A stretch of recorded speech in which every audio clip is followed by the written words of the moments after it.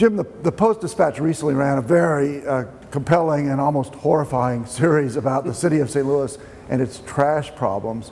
There's one issue that I've raised that wasn't raised in that series, but there's a solution out there, and the question that I think needs to be asked is, why is the city in the trash business to start with? Nationwide, only about 20% of the solid waste business is run by municipalities. It's overwhelmingly done well in most places by the private sector. Well, you know, the city is big enough with 300,000 people to run a competent garbage service all by itself. You know, if you're Clayton or you're Webster Groves, you know, you're just not big enough to do it. You need somebody to come in. The city is big enough to do it, but they are so blitheringly incompetent about it. It's remarkable. They've delayed maintenance until half their garbage trucks don't work. But that's a typical public sector problem. There's always more sexier budget priorities for this year's budget than investing in a new garbage truck. So the money gets shifted from one pot to another until they can't pick up the trash. Until they can't pick up the trash, and then the voters rebel. Right. And maybe throw out the mayor if she can't get this fixed. She's new in the job. But you know, I'm normally against privatization of public services, and here's why. You let a private company, owners of the private company, basically skim off a profit margin right off the top. And I'm saying that's money that could be used to actually improve a service. That's why, you know, privatization works sometimes and doesn't, but obviously if you... But that profit margin is also the private company's motivation to provide good service.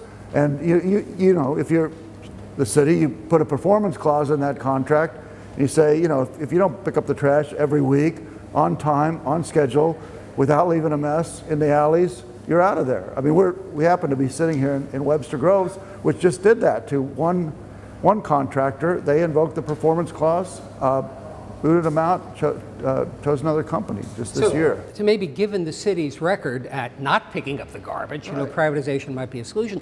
But there's it's been true in other. I mean, I think in the 1960s it was like more than half of the nation's garbage was handled by, you know, municipal or county governments. Now, as I said, it's down to 20%. So I think a lot of places have seen the efficiency arguments. I mean, there are public services that need to be and should be provided by, you know, police, by the city, police, roads and bridges, you know, public safety, fire. But there are others that, you know, there's no real reason why it has to be, you know, a city service. Well, here's the reason. Trash collectors are city employees, and they live in the city, and they have families, and they vote in the city, and maybe they have a union that makes political contributions. Well, once you get an established, it's going to be awfully politically hard to get rid of these people. That's a political argument. It's not an economic argument. And I would say that the people who got, you know, trash piling up in their alley because of